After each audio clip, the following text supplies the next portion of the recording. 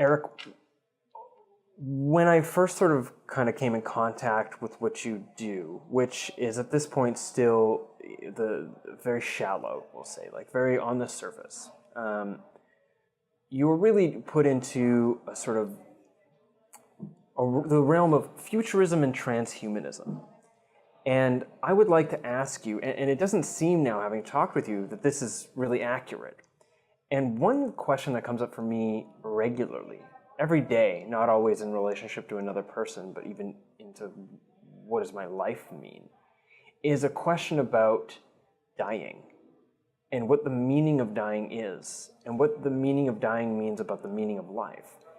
And one theme that's very present in futurism and transhumanism is this quest to immortality. And I'm curious if you could just comment what your thoughts are on this idea that, as it's often represented, that dying is actually a sleight of hand, that that's nature's way of murdering us so that we don't get the full something or other, that somehow death is an affliction that we need to cure.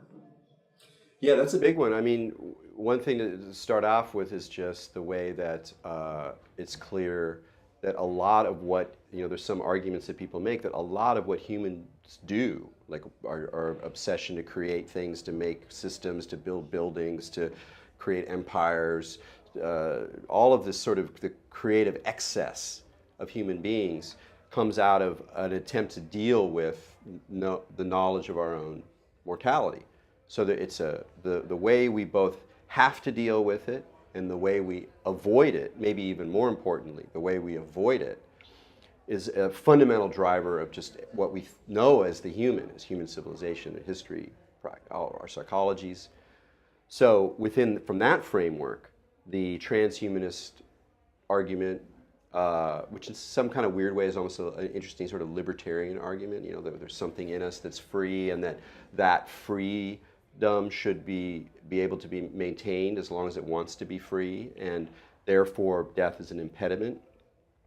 That it makes sense that it comes up because it's a way to use the new technological possibilities or biological possibilities, the sense of future possibility that's everywhere in society today because everything is transforming so quickly, that to take advantage of that, to come up with a really pretty solid kind of myth that then allows us to deal with this fundamental anxiety. That's what some psychologists might say. And I have a lot of sympathy with that perspective, particularly when I meet people who are really into it. I'm like, it's like I got this sort of, a weird radar that I don't, I'm not saying it's objective, but it's my radar.